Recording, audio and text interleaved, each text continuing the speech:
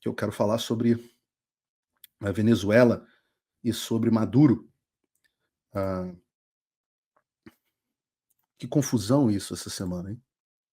Vamos ler aqui de novo a notícia que, mais uma vez, está disponível no meulocals.com. No caso, não coloquei apenas essa notícia, mas coloquei também uma análise do James Carafano, da Heritage Foundation, que é o assessor, era o consultor do Donald Trump para assuntos geopolíticos. Se você é meu apoiador no Locals, está lá fechada para os apoiadores. Tem uma análise em português sobre como os Estados Unidos estão vendo isso que está acontecendo. É um pouco do que baseia aqui o que eu digo. Se você não acompanhou essa confusão, acompanhe, porque, aliás, inclusive, eu abri a notícia errada aqui. Agora eu estou vendo que eu abri a notícia justamente da anexação da análise. E eu não quero abrir a análise, eu quero abrir a notícia. Agora sim, com o bigode bonito do Nicolás Maduro, o programa ao vivo tem essas coisas. Ditadura da Venezuela. Maduro diz que a população aprovou a anexação de território guianense. Mais de 95% dos venezuelanos teriam apoiado a criação do Estado de Essequibo.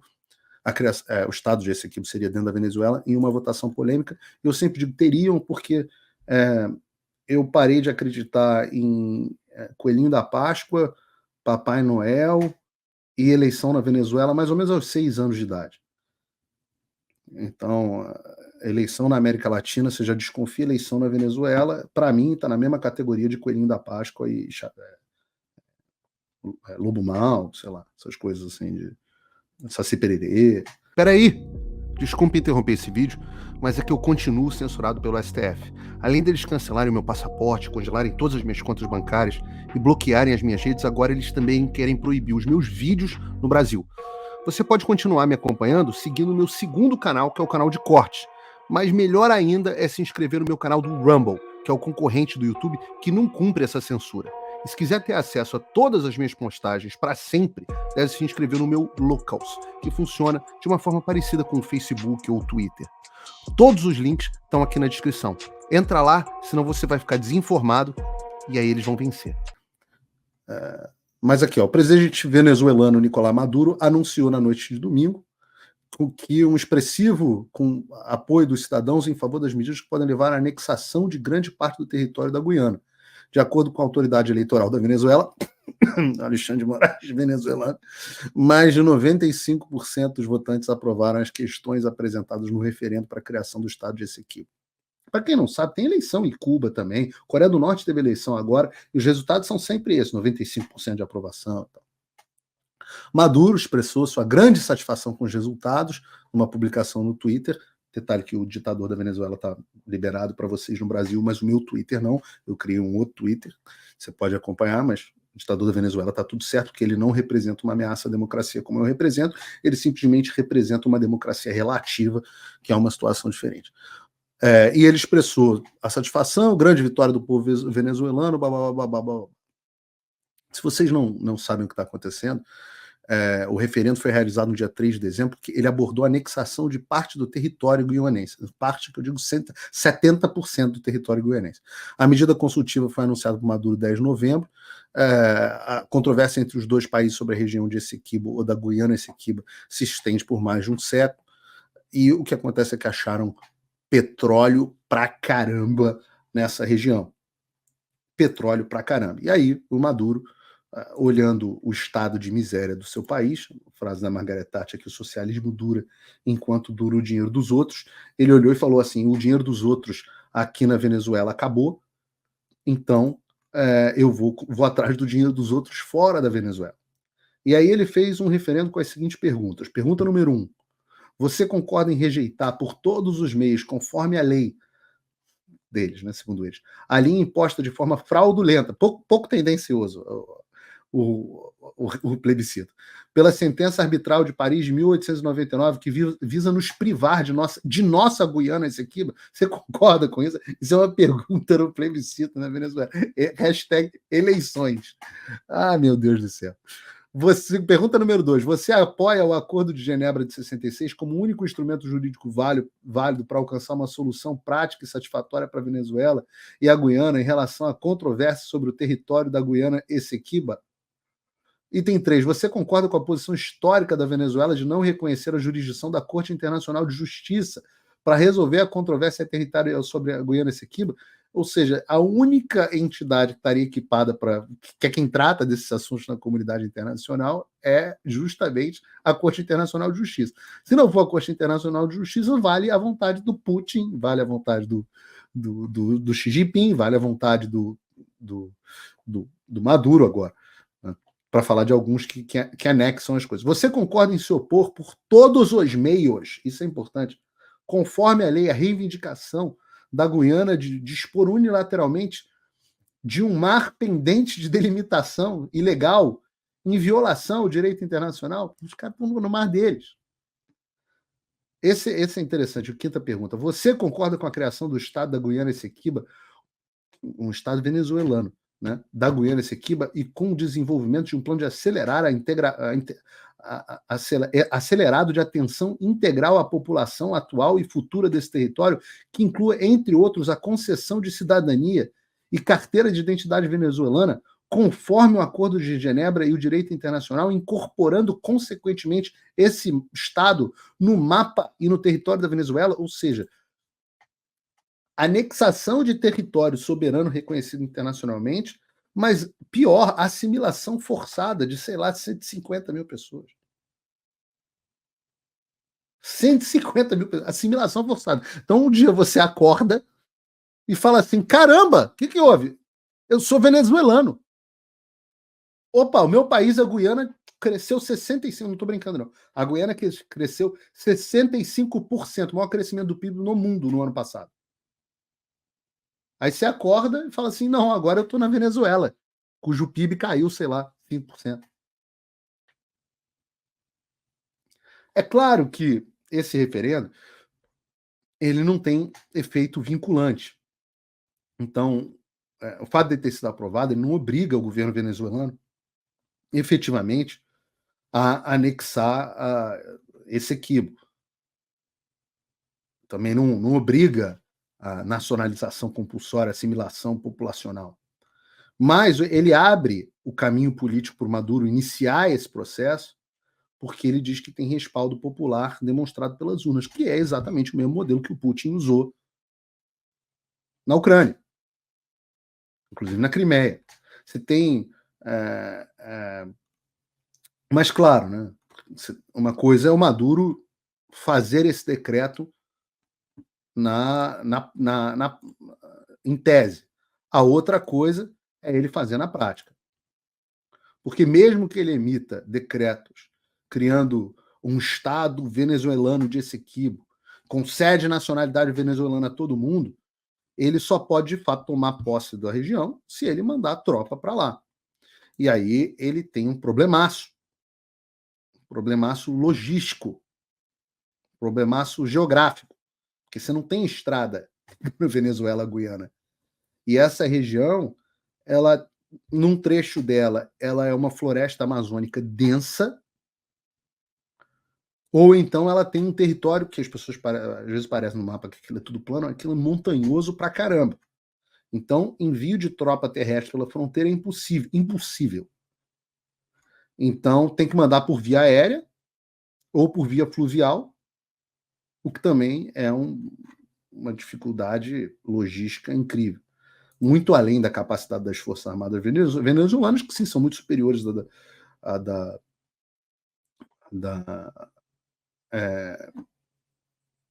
Guiana.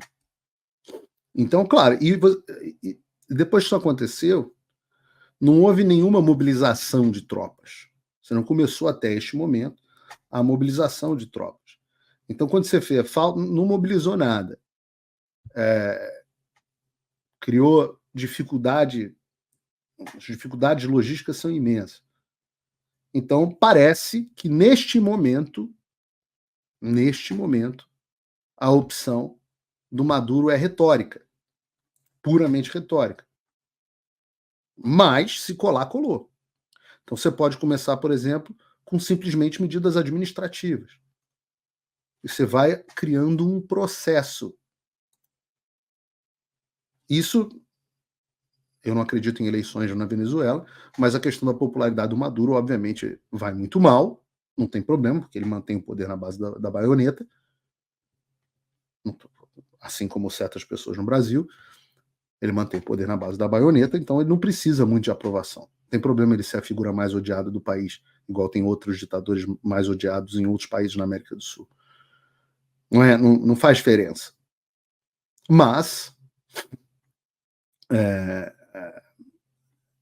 obviamente, você cria uma peça de propaganda muito útil para ele dentro da Venezuela. Então você pega o outro lado dessa história, é como que os Estados Unidos se posicionam diante disso. E quando eu digo que o Departamento de Estado do governo do Biden é composto por uma cambada de debilóides, tal qual o Itamaraty brasileiro, vocês acham que os diplomatas, vocês acham que esses caras são bons? Eu conheço vários. Os caras são as bestas. Não estou exagerando. E dá para provar isso, porque há poucas semanas atrás, esse Departamento de Estado do Joe Biden, ele, não dá nem para dizer que é do Joe Biden, porque o Joe Biden é um zumbi, coitado. Ele anunciou que ia retirar uma série de sanções, que fez uma reunião, portas fechadas com Maduro, e disse que ia retirar uma série de sanções sobre a Venezuela. E disse que ia fazer isso em troca da Venezuela prometer mais transparência nas eleições. E é claro que é absolutamente ridículo que o presidente dos Estados Unidos, cuja eleição é vista como ilegítima por 2 entre 3 americanos, esteja fazendo um pedido de transparência na eleição da Venezuela, é claro que é ridículo. Todo mundo percebe que é ridículo. É mais ridículo ainda se ele acredita. Pô, ele roubou a eleição no país dele. E ele acha que o Maduro não vai roubar na Venezuela? Mas, enfim, o que o Biden recebeu como imediata resposta a esse alívio às sanções foi justamente em seguida. O Maduro fez esse plebiscito fajuto. E eu digo fajuto de novo, porque nem a minha filha de 7 aninhos acredita em eleição legítima na Venezuela. Não é possível que os imbecis do Departamento de Estado acreditem. E aí, com isso, há uma criação de uma crise regional que ameaça os investimentos na região. Fica todo mundo inseguro. E o que acontece é que os Estados Unidos têm uma relação boa com a Guiana. Vários poços de petróleo na Guiana são operados por empresas americanas, essas que ficam agora numa situação de medo. Então, se você acha que os Estados Unidos entraram em guerra no Iraque, por exemplo, por causa do petróleo, o que você acha que eles devem estar pensando no caso da Guiana? Ah, a gente invadiu o Iraque, gastou essa fortuna lá para ficar atrás do petróleo. Muita gente defende essa tese, eu não acho que ela seja mais precisa. Mas se você defende, o que você acha do caso da Guiana? As Forças Armadas Americanas dos Estados Unidos, elas fazem um exercício multinacional todo ano na Guiana, o chamado Trade Winds. O Exército dos Estados Unidos acabou de enviar uma força de assistência de segurança para a Guiana. E há vários exercícios bilaterais frequentes com a Marinha dos Estados Unidos, com a Guiana. As relações azedaram um pouquinho quando os Estados Unidos não ajudaram a Guiana, um erro de não ajudaram a Guiana a obter um empréstimo no Banco Interamericano de Desenvolvimento para construir o porto, para que eles possam fazer lá os 11 bilhões de barris de petróleo que eles descobriram. Isso foi em 2015, no governo do Obama, quando Joe Biden era o vice-presidente e um nome forte da diplomacia, e foi isso que encorajou os chineses a se aproximarem da Guiana, e os chineses entraram no vácuo dos americanos, assinaram. Ninguém sabe que o filho do Joe Biden era lobista de setor de óleo e gás, inclusive de empresas chinesas, segundo o Congresso. Esse é o processo de impeachment. Então ninguém sabe se foi intencional ou não. Mas graças a isso a China começou a dominar boa parte do petróleo guianense, que está dividido entre Estados Unidos e China. E não por coincidência, esses esforços do Maduro para anexar esse Essequibo na Guiana começaram a escalar justamente depois dele voltar de onde? De Pequim. Justamente Pequim. E tem um navio de carga iraniano com armamento e equipamentos militares, etc., que está a caminho de Puerto Cabello, que pode catalisar ainda mais as preocupações, as provocações militares da Venezuela. Então, óbvio que você não sabe quantos americanos estão dispostos a se envolver no conflito, mas caso Maduro se engrace com a Guiana, a situação da administração do Biden vai ficar no mínimo ridícula. Principalmente considerando, primeiro porque o resultado do alívio das sanções foi desastroso, mas segundo por você considerar toda essa questão do discurso de soberania territorial que eles utilizaram na Ucrânia.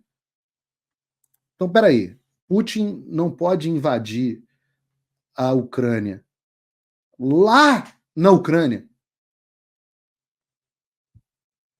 e o Maduro pode invadir a Guiana aqui no quintal americano, cheio de empresas americanas explorando o interesse americano. Então, uma situação muito ruim de um presidente que já está muito combalido. E o Brasil? Vou falar do Brasil especificamente. Ora, é impensável que o Maduro tenha tomado qualquer uma dessas ações sem saber se ia ter a benevolência do Lula. O Lula certamente foi consultado. O que eu digo é que certamente, quase que certamente, o Lula não consultou as Forças Armadas brasileiras sobre esse tema. Primeiro porque o Lula acha que sabe alguma coisa de tudo. Ele é o cara que acha que resolve conflito internacional. Ele lembra da promessa dele, que ia resolver o problema da guerra na Ucrânia rapidinho num bar.